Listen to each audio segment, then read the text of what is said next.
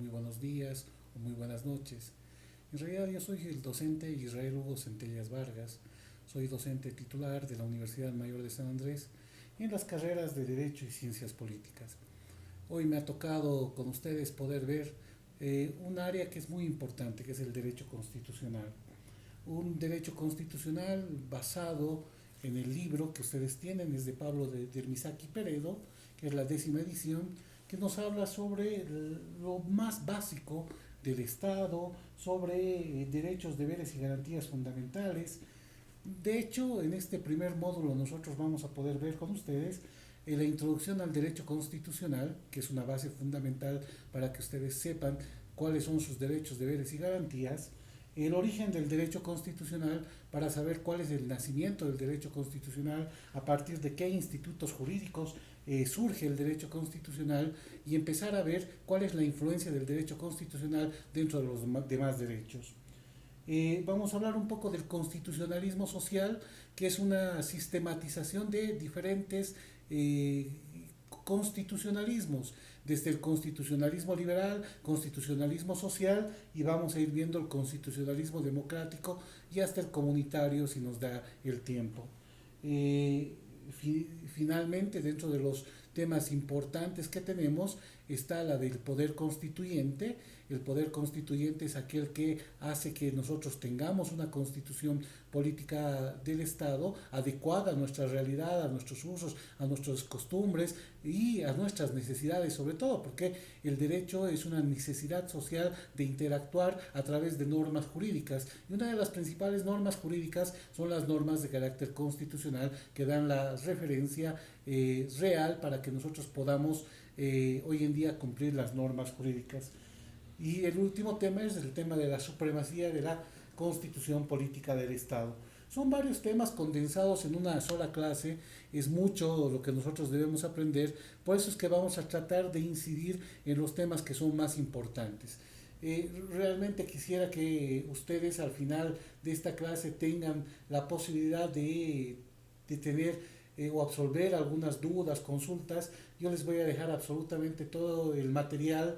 Les puedo garantizar que si se quieren comunicar conmigo, pues lo puedan hacer a través de canales digitales, virtuales, para que nosotros podamos tener tal vez una videoconferencia posteriormente, poder entrar a un streaming, no lo sé, vamos a ver con ustedes y vamos a tratar de trabajar en ese contexto. Y me imagino que con la auxiliar de docencia vamos a tratar de generar grupos de WhatsApp para que ustedes puedan interactuar durante todo este tiempo y estemos en constante contacto para poder coadyuvar y sobre todo absorber las dudas que ustedes tengan. De ese sentido, no sé si va a ser mediante grupos de WhatsApp o a través de los streamings. Bueno, después de esta introducción y obviamente pidiéndoles a ustedes que sean conscientes en el tema de poder estudiar, pero más allá de eso, tratar de realmente que estos textos les sirvan a ustedes como base, esperando que la mayoría de ustedes ingrese a la Facultad de Derecho, porque es la mejor. Y en ese sentido, pues nosotros tenemos que tratar de esforzarnos para que estemos dentro de la mejor carrera de Derecho de Bolivia del sistema universitario. En tal sentido, empezamos. La etimología de la palabra de derecho. Esto es algo básico que lo van a ir viendo dentro de nociones de derecho, lo van a ir viendo dentro de diferentes eh, materias que van a llevar. O sea, generalmente partimos siempre por la etimología de la palabra derecho. Y hay muchas bases, muchas direcciones, eh, muchas orientaciones respecto a la etimología de la palabra derecho. Muchos hablan de directum, rectum, dirigo, dirigere, etcétera. Pero nosotros tenemos como esencia el libro base. Entonces nos vamos a basar en el libro base, en el texto oficial. Y la etimología de la palabra derecho proviene de la voz directus, ¿no? Que es participio pasado de dirigiere. Significa enderezar, significa alinear, seguir en el camino recto, seguir en el camino correcto. Por eso es que la noción de la etimología de la palabra derecho tiene un sentido también principista, ir de forma directa, ir hacia o caminar hacia de forma directa. O sea, te va dando una orientación de que debes conducir tu vida de forma recta, correcta y directa. Esa es la noción. Y en un primer momento la gente estaba cumpliendo porque tenías mandatos que eran imperativos, esos categóricos imperativos, que realmente hacía que cumplas con las normas dentro de la sociedad. Pero lastimosamente han empezado a infringir muchos de ellos las normas y no han tenido ese comportamiento de forma recta, de forma correcta, y por lo tanto el derecho ya tenía que empezar a tratar de resguardar esa convivencia pacífica en sociedad a través de normas protectivas mayores, de mayor incidencia y que tenían en algunos casos sanciones mucho más drásticas. En ese sentido es que nosotros hoy en día tomamos en cuenta al derecho no solamente como una ciencia, como una ciencia jurídica, porque es una ciencia el derecho, sino también el derecho lo podemos ver como una facultad que tiene la persona. O sea, tú tienes un derecho y esa es una facultad, es una premisa, es una prerrogativa que tú tienes. Todos tenemos derecho a la vida, todos tenemos derecho a la educación, todos tenemos derecho a la salud. Hoy en día que estamos afectados por un mal endémico, etcétera, tenemos derecho a la salud. Y obviamente es a partir de esa facultad, de esa prerrogativa que nosotros tenemos, que vamos ejerciendo constantemente. Y en caso de que las personas no quieran respetar ese derecho, vulneren, supriman, restrinjan ese derecho, tenemos la posibilidad de utilizar las garantías.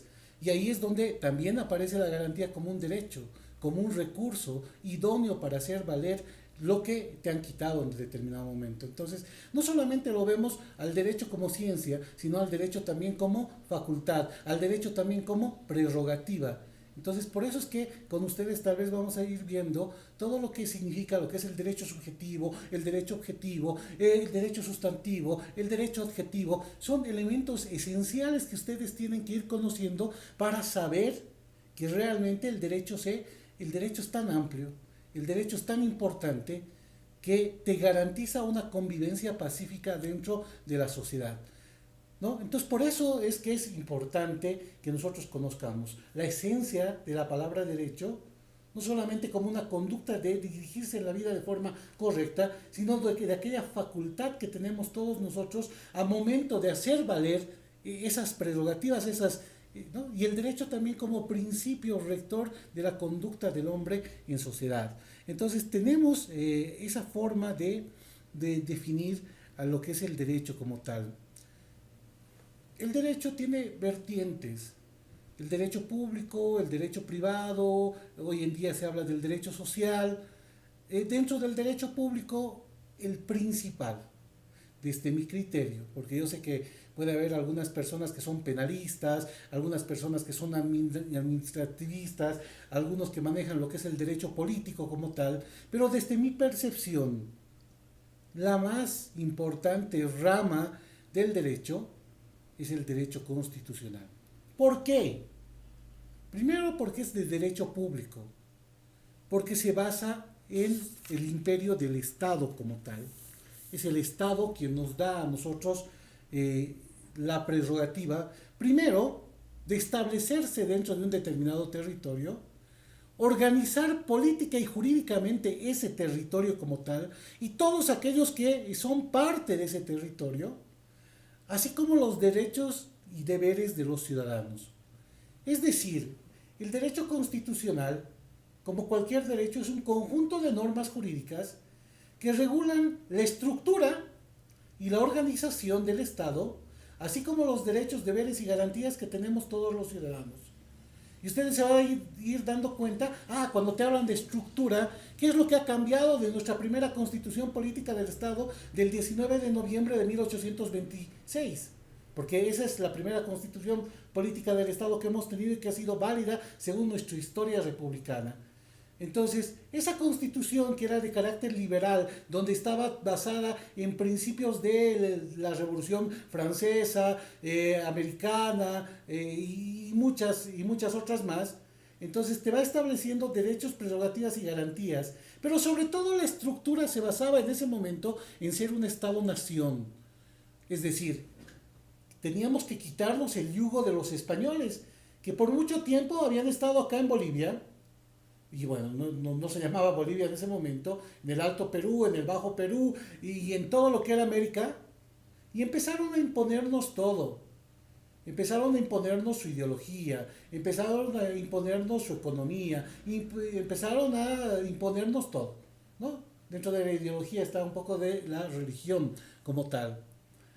Y es que hemos ido perdiendo, nos hemos ido degenerando, hemos ido perdiendo muchas instituciones propias de lo que nosotros constantemente hacíamos en ese momento. Teníamos que reivindicar ese derecho y teníamos que tener un sentimiento de ser bolivianos antes que sentirnos parte de las personas que estaban teniendo el poder bajo el yugo español. Y esa era la estructura que quería tener el Estado. Ser boliviano por encima de haber sido un colono español. Ser boliviano en desmedro de todas las violaciones que nos habían hecho los españoles. Entonces teníamos que quitarnos ese yugo español. Y lo hemos hecho.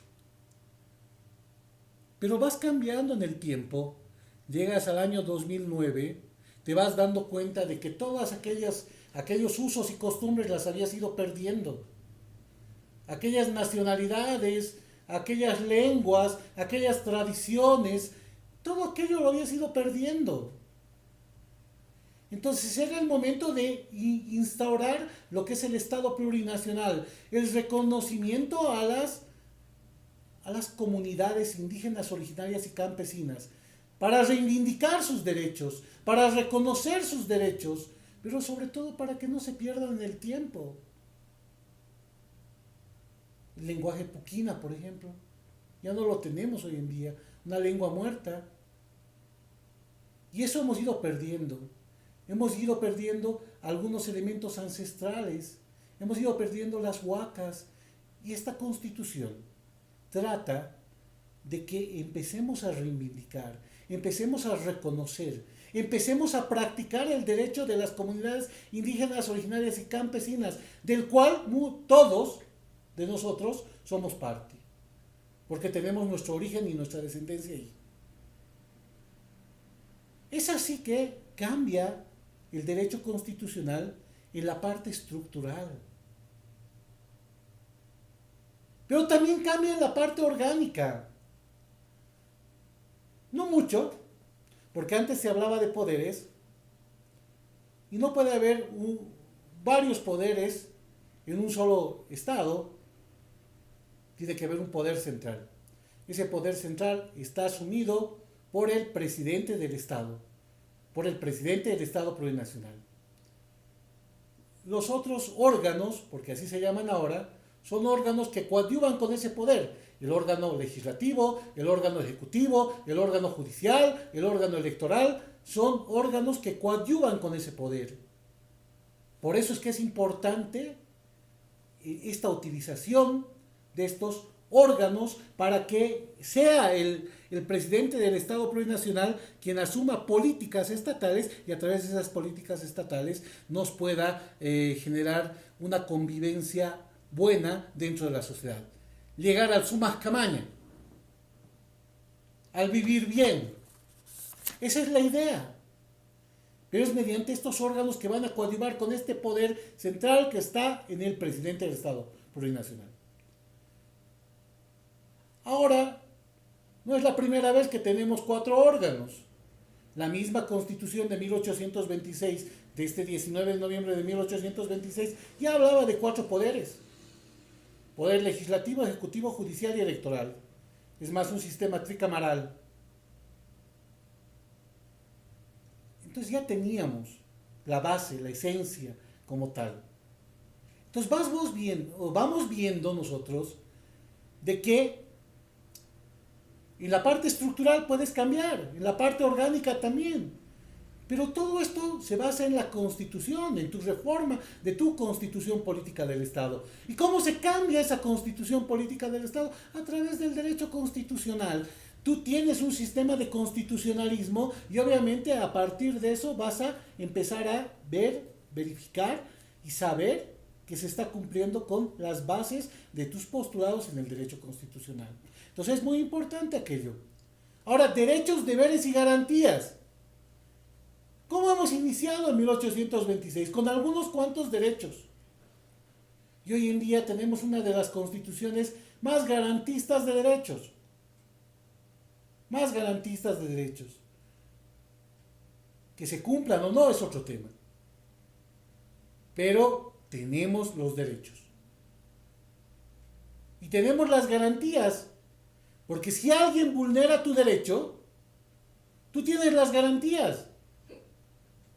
La garantía de una acción tutelar, de una acción constitucional, que son 5 acciones de defensa que están dentro de la Constitución Política del Estado. La acción de amparo constitucional, la acción de libertad, la acción de cumplimiento, la acción popular, la acción de protección a la privacidad. Son acciones tutelares de protección a derechos. Y tenemos una acción que va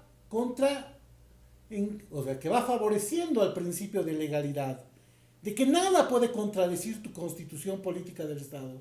Por eso es tu ley suprema. Y ahí viene lo que es la acción de inconstitucionalidad. Esas son las acciones que nosotros vamos a ver. Pero todo parte del derecho constitucional. Todo parte de ese estudio de la estructura de los estados. Todo parte de ese estudio de la organización de los estados. De los derechos, deberes y garantías que tienen los estados. Todo parte del derecho constitucional. Y a partir de eso es que nosotros empezamos a hacer la valoración de este derecho constitucional. Vamos a darles, y esto les recomiendo a ustedes, siendo que el texto base es el de Pablo del Misaki, un tip. No esperen, les pueden preguntar, por la experiencia les digo, lo siguiente, y voy a sacar. El derecho constitucional es el derecho de la Constitución y de las instituciones políticas, estén o no estas en el texto de aquella. Esta es una afirmación del autor, y ahí ustedes tendrán que responder Linares Quintana.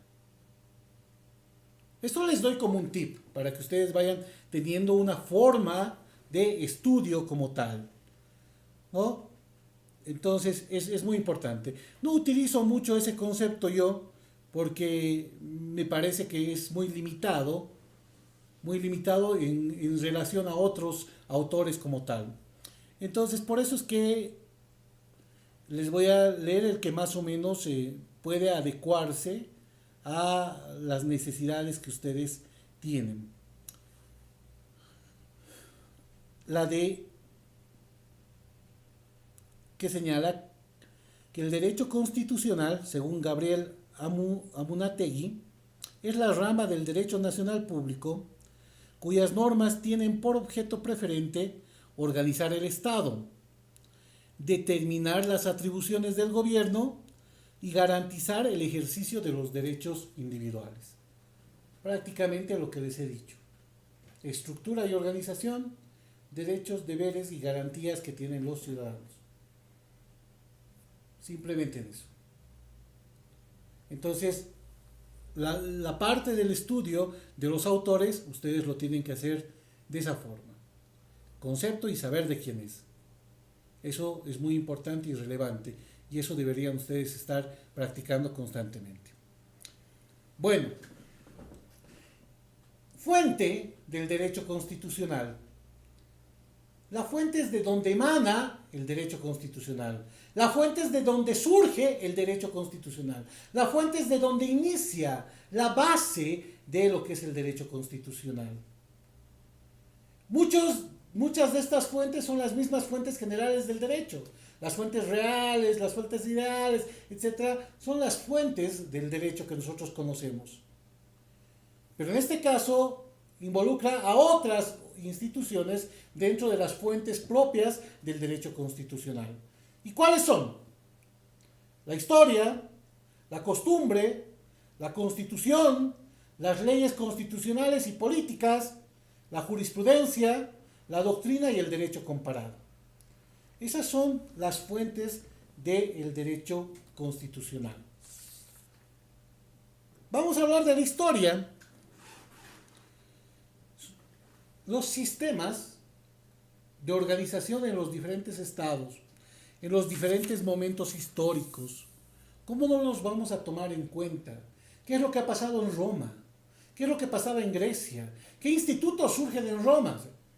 Es más, hasta ahí la Constitución dentro del derecho romano, la Constitutio.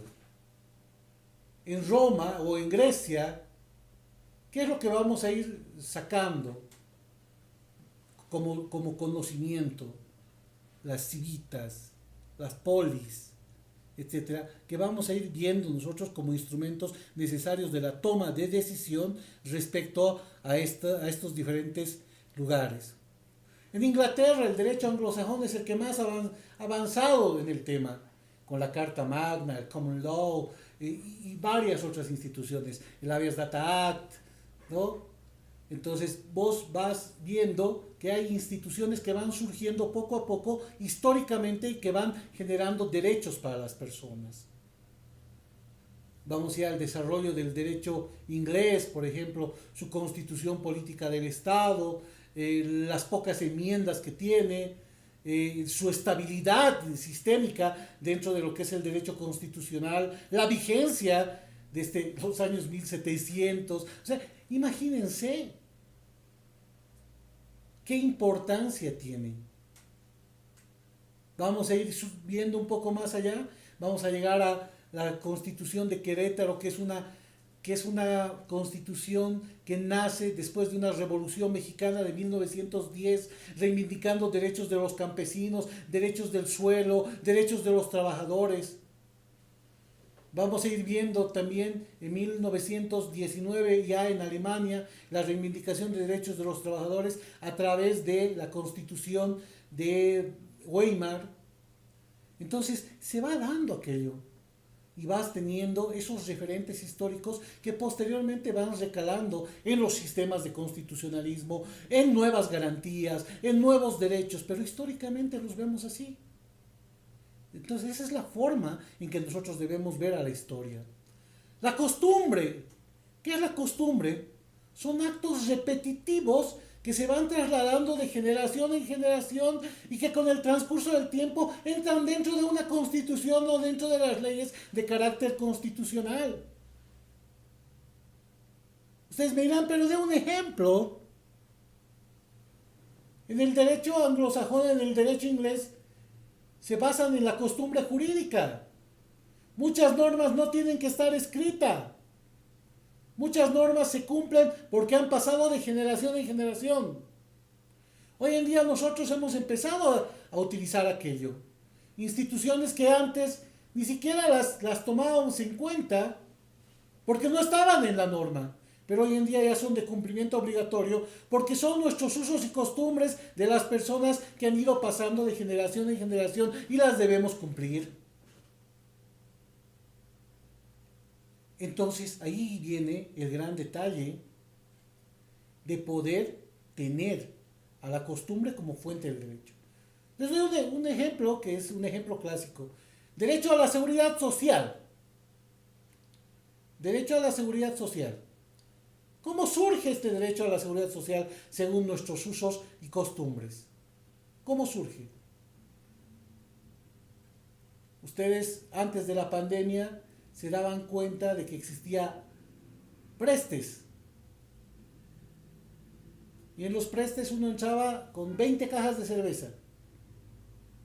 Y al próximo año el otro pasaba preste. Y las 20 cajas de cerveza le tenías que devolver. ¿Eso qué se llama en la tradición? Aini. ¿Qué quiere decir el Aini? Hoy por ti, mañana por mí. ¿Cómo surge la seguridad social? Una de las formas de inicio de la seguridad social era con los Ainis, donde el pueblo veía que una persona estaba mal, iban todos, aportaban y hacían que esa persona salga. Y el día que le tocaba a otro miembro del pueblo, todos aportaban. Y había el Aini. El hoy por ti, el mañana por mí. No había un sistema de seguridad social. De ahí vienen los Montepíos, de ahí viene el ahorro, de ahí vienen muchas cosas que ya se va generando en un sistema de seguridad social a través de instituciones que detentan ese poder, ese resguardo, esa fiscalización y el gasto que se debe hacer dentro de los sistemas de seguridad social en corto plazo o largo plazo. Ya después se convierte en un código de seguridad social de 1956, posteriormente una ley 1732 en 1997 y finalmente tenemos la ley 065 al año 2010. Pero ¿cuál es el inicio? Esta referencia histórica, esta costumbre, el AINO. En materia familiar, porque es un derecho a la familia. Cirguñaco, Tantanaco. Cuando se juntaban dos jóvenes y decía, no, pero me tengo que casar, porque después no tengo ningún derecho. Y el cirguñaco hoy en día te ha dado lugar a que esté dentro de unas instituciones reguladas por la misma Constitución Política del Estado, la unión libre conyugal. 2 años que convivas con una persona tiene el mismo derecho de una persona que estuviera casada formalmente. Obviamente lo tienes que hacer reconocer ante un juez de familia, pero tienes ese derecho, esa salvaguarda como tal. Pero viene de la costumbre.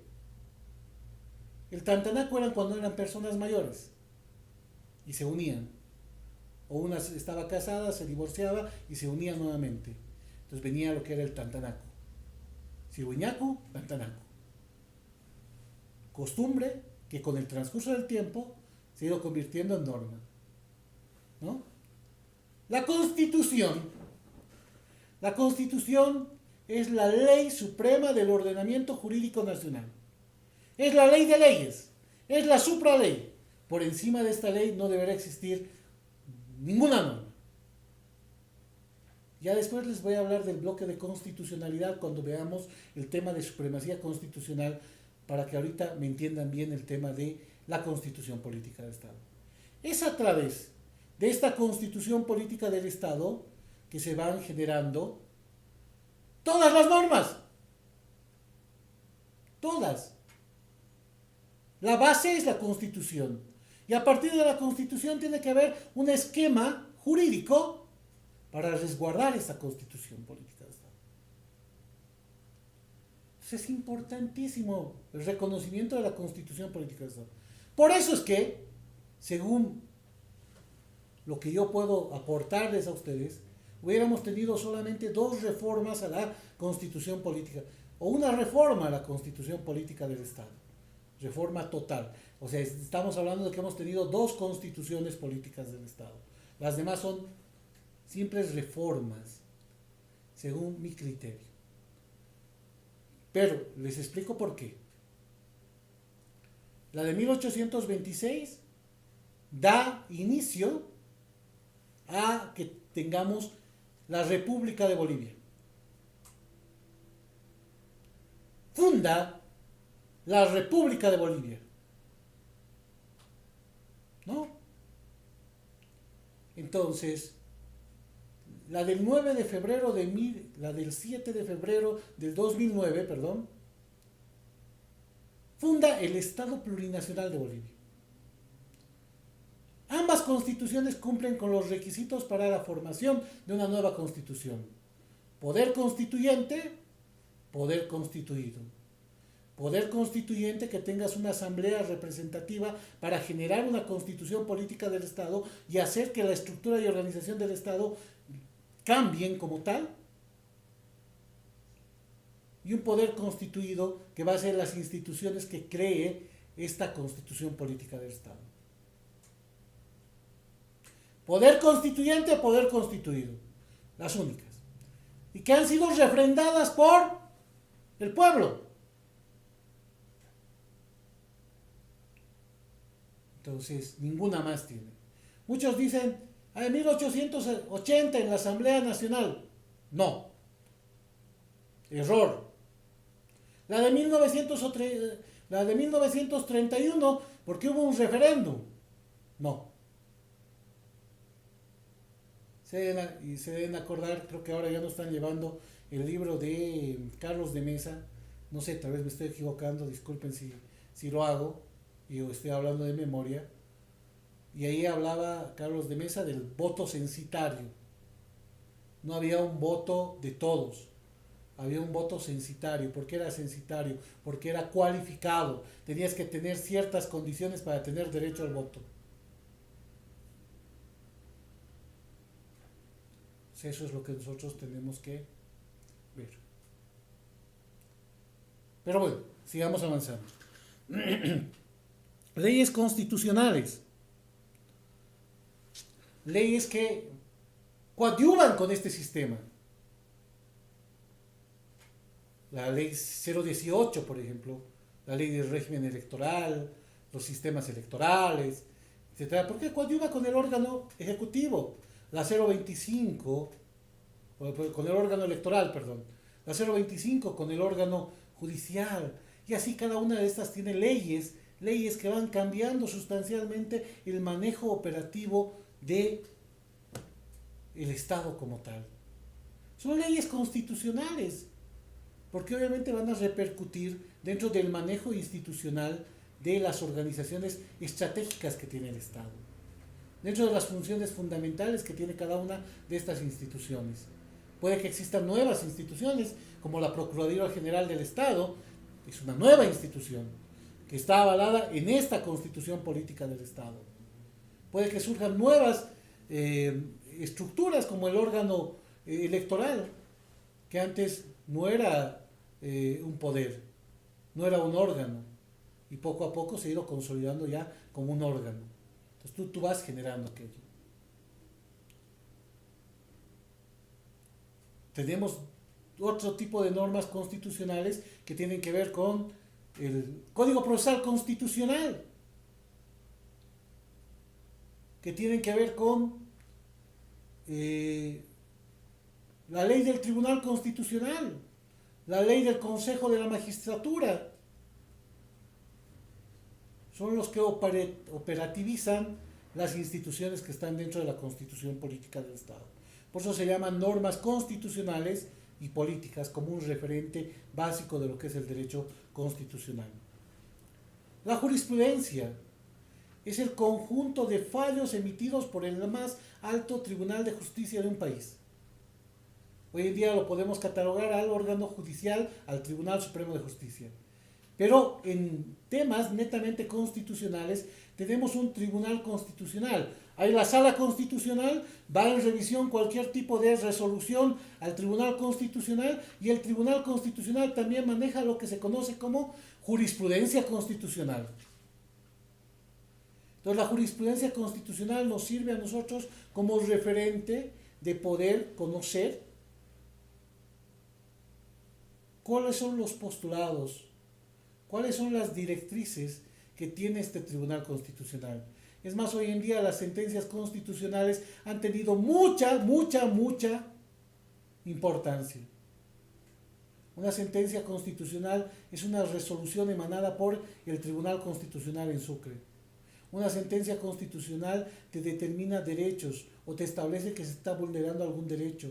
Pero sobre todo, dentro de la estructura que tiene esta sentencia constitucional, lo más importante que nosotros debemos conocer es la ratio decidendi. Es la razón de la decisión. Es la fundamentación jurídica que ha tenido esa decisión. Eso es lo más importante. Tiene tres partes una sentencia constitucional: el obiter dictum, la ratio decidendi y el decisum. El obiter dictum es una relación cronológica de todos los hechos. La ratio decidendi es la fundamentación jurídica del fallo como tal. Y el decisum es el por tanto. Entonces lo más importante es la ratio decidendi, que nos da a nosotros a conocer los motivos que han fundado y han motivado ese fallo para que salga la procedencia o la improcedencia del mismo. Por eso es importante. Y en tema de derecho constitucional, las sentencias constitucionales hoy en día nos han dado una línea vasta de interpretación de muchas leyes, una línea vasta de vulneraciones respecto a determinados derechos y garantías. Pero bueno, Vamos con la doctrina. La doctrina es el conjunto de opiniones vertidas por especialistas en determinadas materias.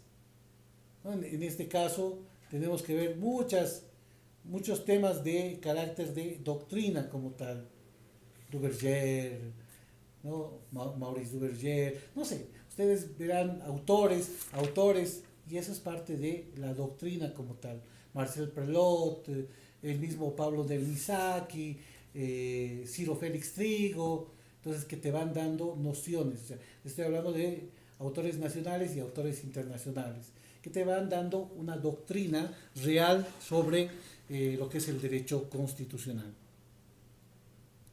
El derecho comparado es el derecho que se da en un país y tú lo puedes también verificar si se está cumpliendo en tu país, si hay las mismas instituciones. Por ejemplo, en Perú hay la Procuraduría, sí, en Bolivia también, pero tal vez en otro país no habrá. En Perú no tienen 4 órganos, tienen 3. Y así vas a ir comparando los derechos. En Argentina están regulando lo que es el matrimonio del mismo sexo. Pese a que ya ha habido un precedente reciente de autorizar un matrimonio entre 2 personas del mismo sexo. Pero no está en nuestra legislación. Es más, va en contra de nuestra constitución. Pero se autorizó. A eso le tenemos que conocer como derecho de convencionalidad. Y les voy a hablar dentro de la supremacía de la Constitución por qué se ha aplicado de esa forma. ¿No? Y van a ver que tiene su sustento y tiene su imperio, su razón de ser. Relación del derecho constitucional con otras áreas. El derecho constitucional tiene una relación con todas las áreas del derecho. El derecho constitucional con el derecho político. ¿Por qué? Porque genera la estructura y organización política del Estado. Con el derecho administrativo, porque regula todo lo que tiene que ver con el servidor público como tal. ¿No? Entonces, con el derecho penal porque te garantiza derechos, con el derecho civil porque garantiza la propiedad o todo el carácter privado. Entonces, tiene relación con todas las áreas del derecho. Y obviamente el derecho constitucional tiene tres ramas principales.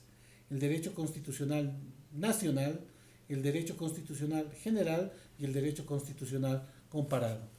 El derecho constitucional nacional es el derecho interno que tienes, que tú manejas y todo aquello. El derecho constitucional general o universal es el derecho de todo el mundo, del derecho constitucional que se maneja en todos los sistemas mundiales como tal, ¿no? Y que lo puedes ir comparando y eso se llama derecho constitucional comparado, ¿no? Entonces, el derecho constitucional nacional estudia, sistematiza, interpreta y critica normas constitucionales vigentes en determinado estado. El derecho constitucional general es aquel que adoptaron la mayoría de los estados a través de las constituciones, sobre todo del derecho de la Revolución Francesa y la Revolución Norteamericana. Es el conjunto de principios, normas, declaraciones fundamentales que tienen aceptación universal y que han sido incorporadas en la mayoría de las constituciones. Y el derecho constitucional comparado estudia las normas jurídicas constitucionales vigentes en diferentes países, con sus coincidencias y sus diferencias.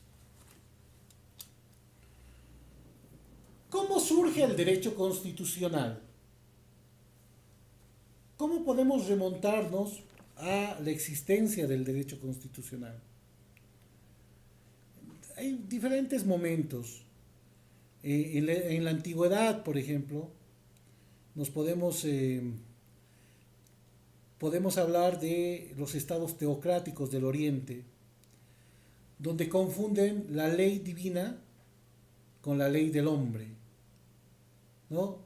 Obviamente esto por imperio de los magos, de los reyes, de los profetas, de los legisladores.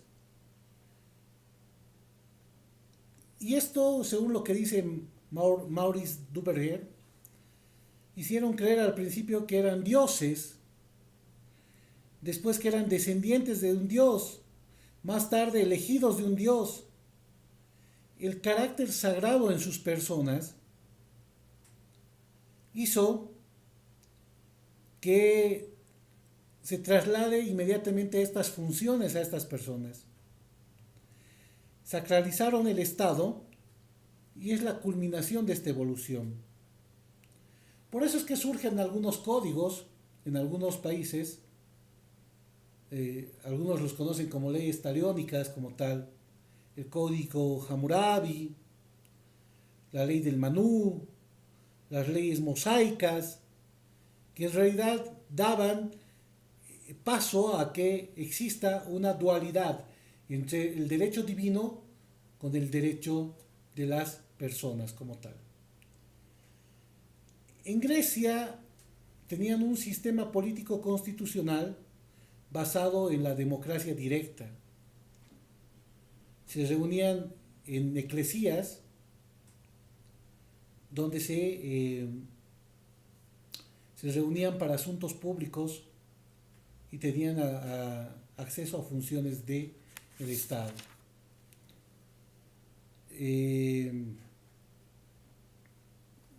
Esa era la base que teníamos. Tal vez un ejemplo más en el derecho romano, que ya empezaba a hablar del derecho público, sacando del derecho en general al derecho público. Y ya se hablaba sobre formas de gobierno en el derecho romano e instituciones constitucionales romanas. Entonces, ahí es donde se hace una diferencia entre lo que es el derecho público y lo que es el derecho privado. Porque ustedes sabrán que el derecho romano ha profundizado no tanto el derecho público, sino el derecho privado. Ya en Inglaterra podemos hablar de una evolución del derecho constitucional a partir del siglo XIII. Específicamente con una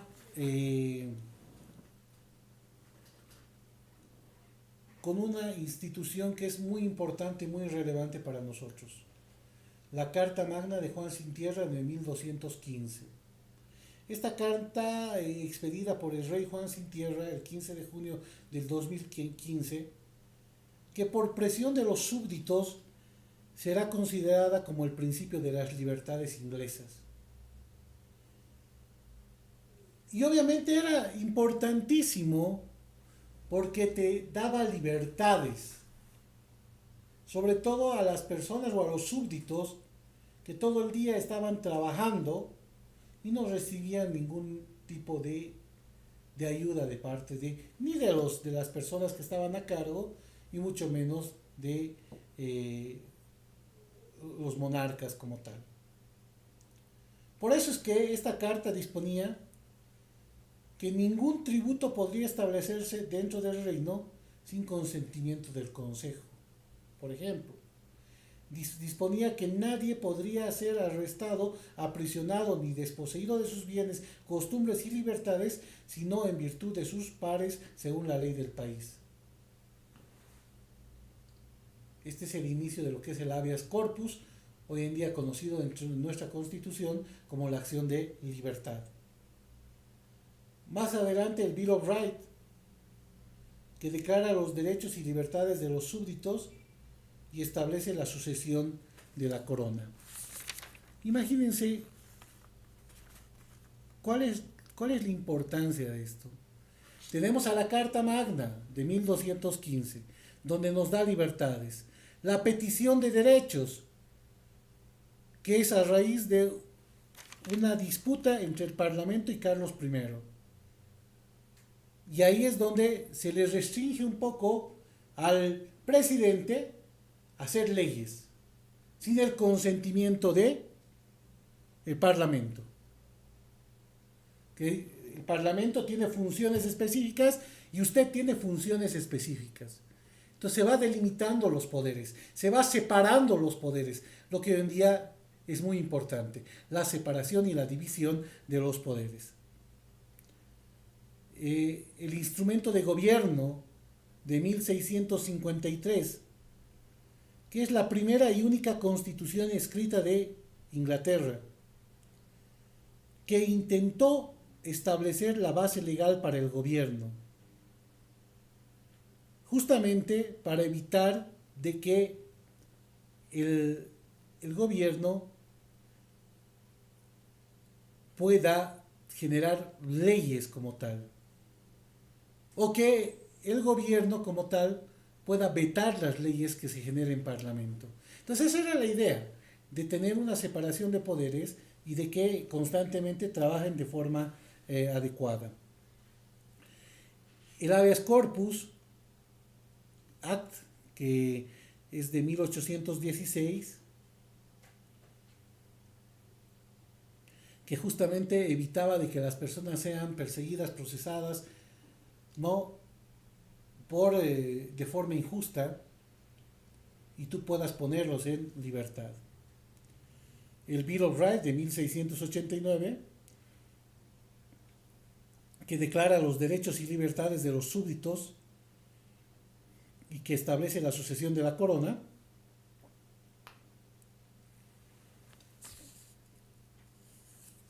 Y hay además algunas otras instituciones que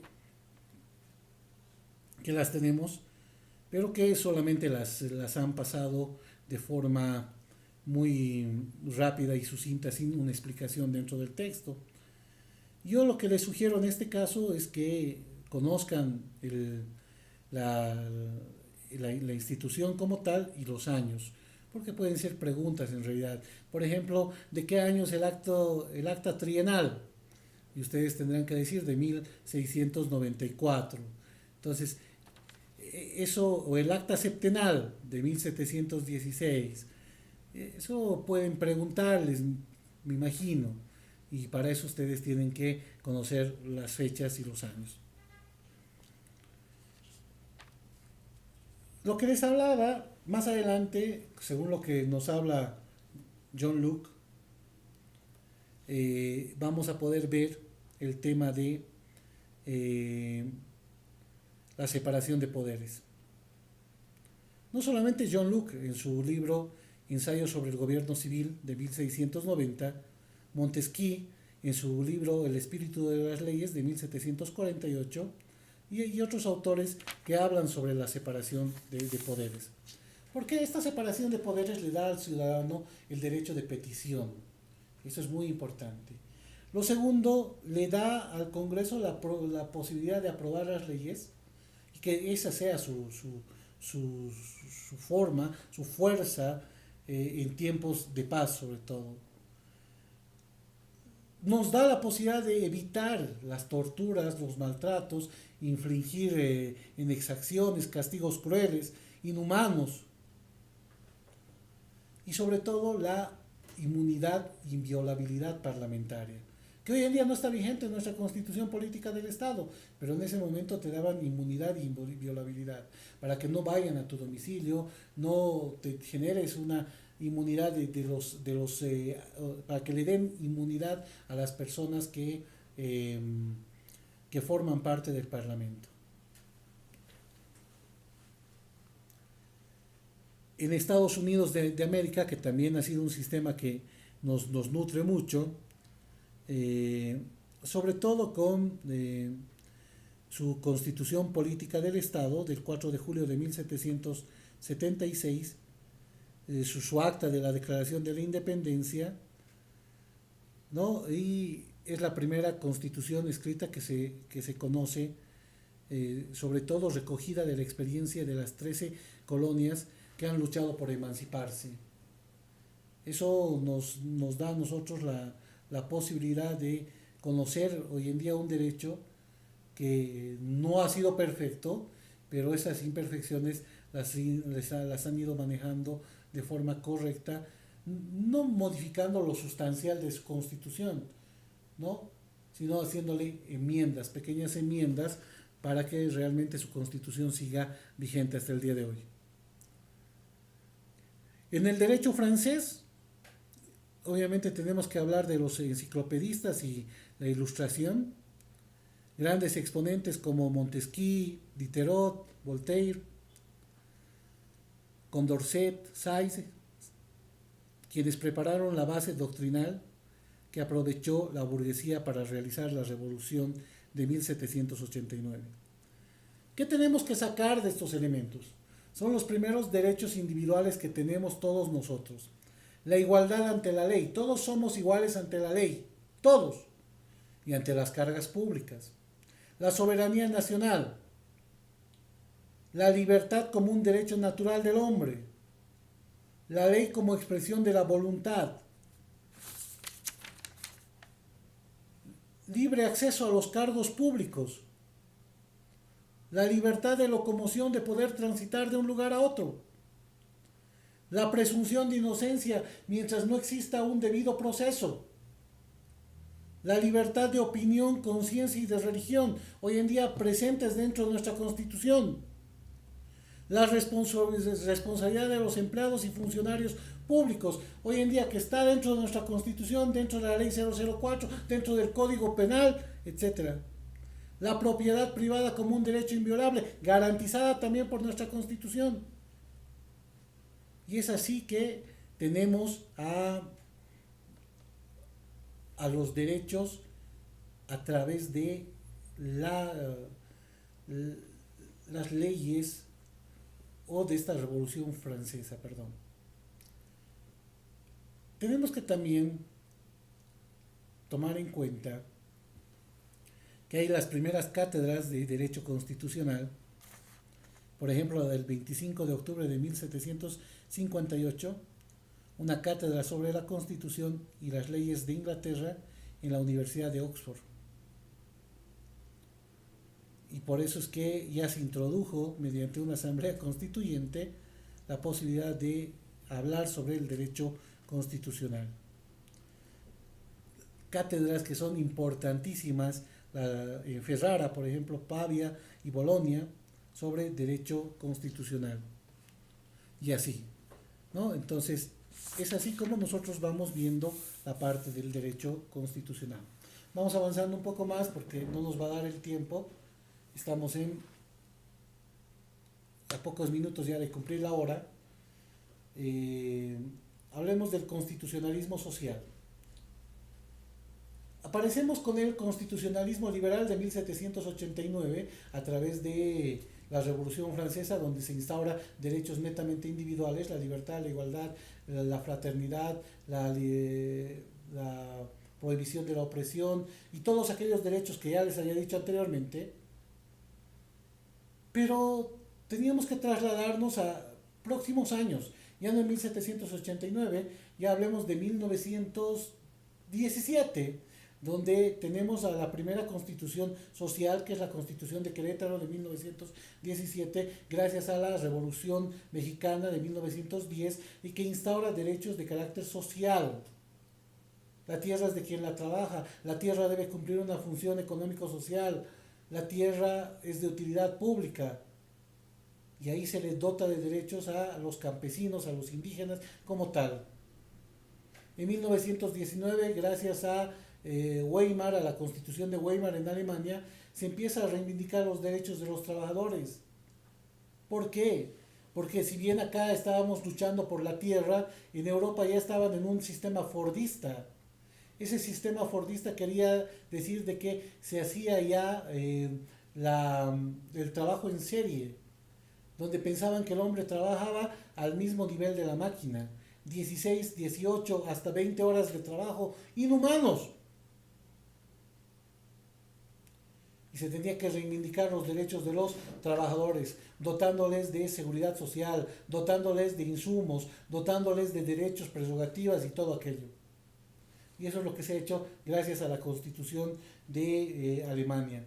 Obviamente Estonia, Polonia, Yugoslavia y Rumania, y hasta Bolivia en 1938 en el gobierno de Germán Buch, han replicado todo este constitucionalismo, de reivindicar los derechos de los campesinos, pero reivindicar los derechos de los trabajadores también, en esencia. Entonces pasamos a otro sistema de constitucionalismo, donde ya no vemos a un ser individual, sino vemos a un colectivo como tal. Y eso se llama constitucionalismo social, ¿no? Estamos hablando ya del derecho social, del derecho colectivo, del derecho de los trabajadores, del derecho de los agrarios, del derecho de los campesinos. Eso es derecho social, constitucionalismo social, un nuevo sistema donde no solamente se reivindican los derechos de carácter individual, sino de carácter también colectivo.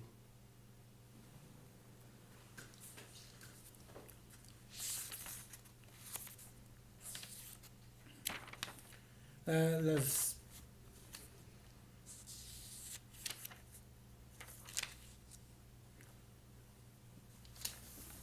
En el constitucionalismo clásico se han ido manejando varias teorías. La teoría de la separación de poderes, que la pueden ver y apreciar prácticamente de forma más adecuada en el libro El espíritu de las leyes de Montesquieu, donde no puedes vos interferir en lo que hace el poder ejecutivo, legislativo, judicial. Tiene que haber una separación de poderes. No puedes tener esa posibilidad.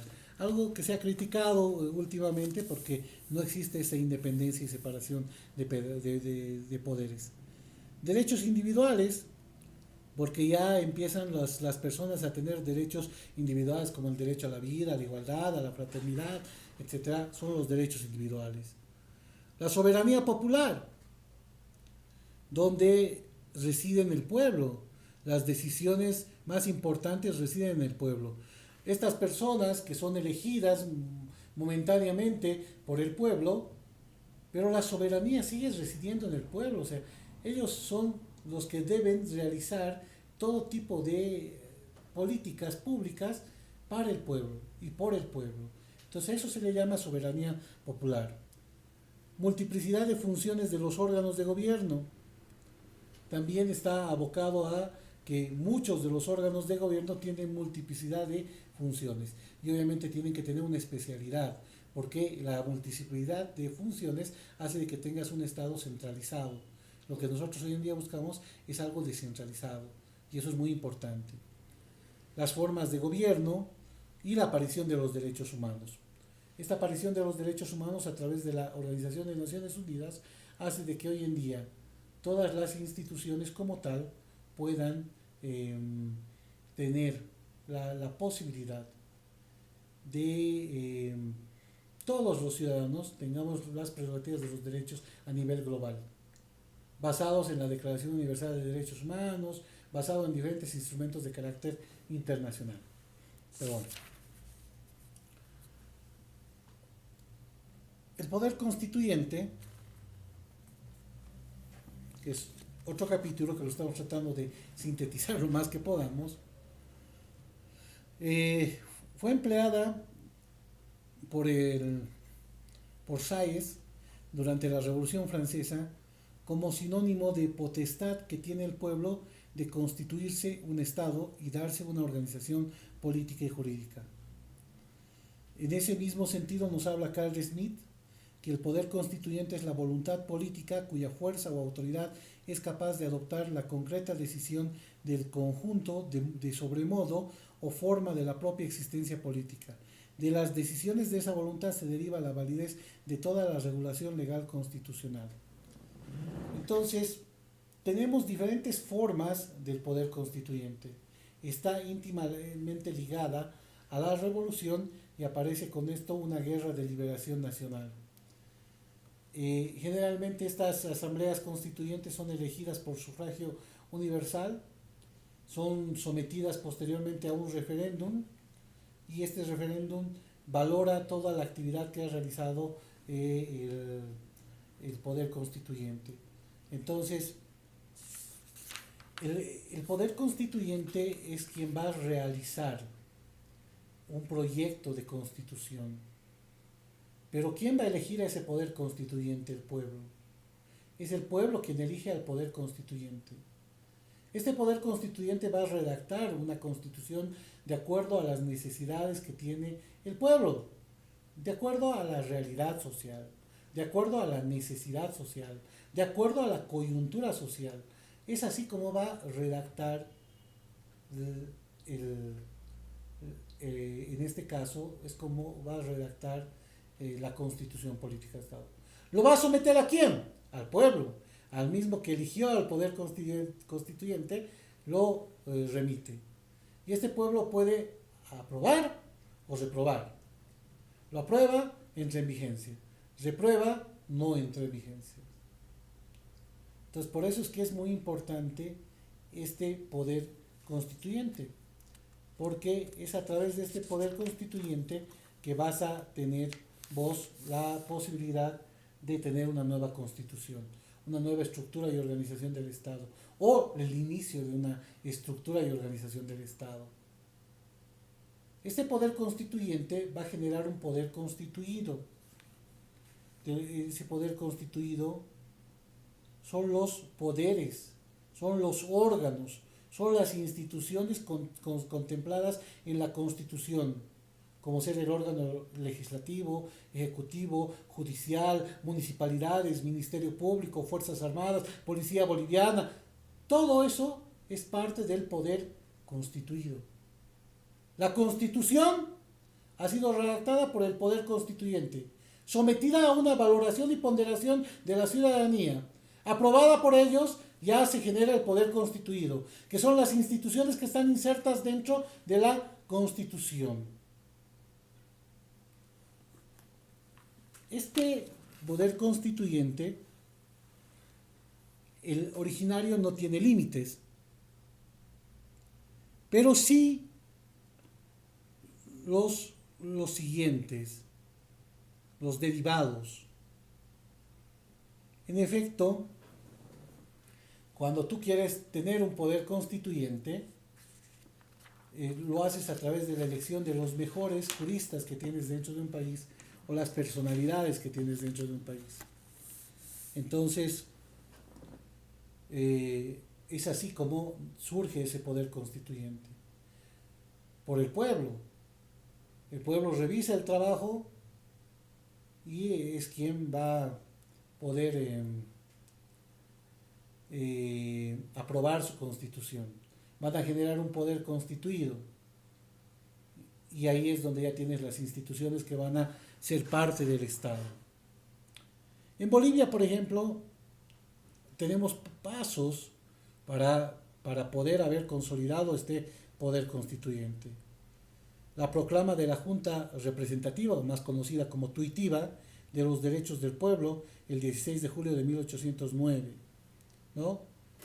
El Estatuto Constitucional que se ha generado en esta Junta Tuitiva el 21 de julio de 1809. El decreto de 9 de febrero de Simón Bolívar de 1820, firmado por Mariscal Antonio José de Sucre, del 9 de febrero de 1825, donde disponía que las provincias que se han conocido con el nombre de Alto Perú quedaran dependientes de la primera autoridad del Ejército Libertador, mientras una asamblea de diputados de ellas mismas delibera su suerte. Ya el acta de la independencia de el 6 de agosto de 1825. La primera ley constitucional de la República fue aprobada el 13 de agosto de 1825 por la Asamblea de Representantes del Alto Perú, reunida en Chuquisaca. La primera ley sobre la organización provisional del Poder Ejecutivo, el 19 de junio de 1826, y la primera Constitución Política del Estado del 19 de noviembre de 1826.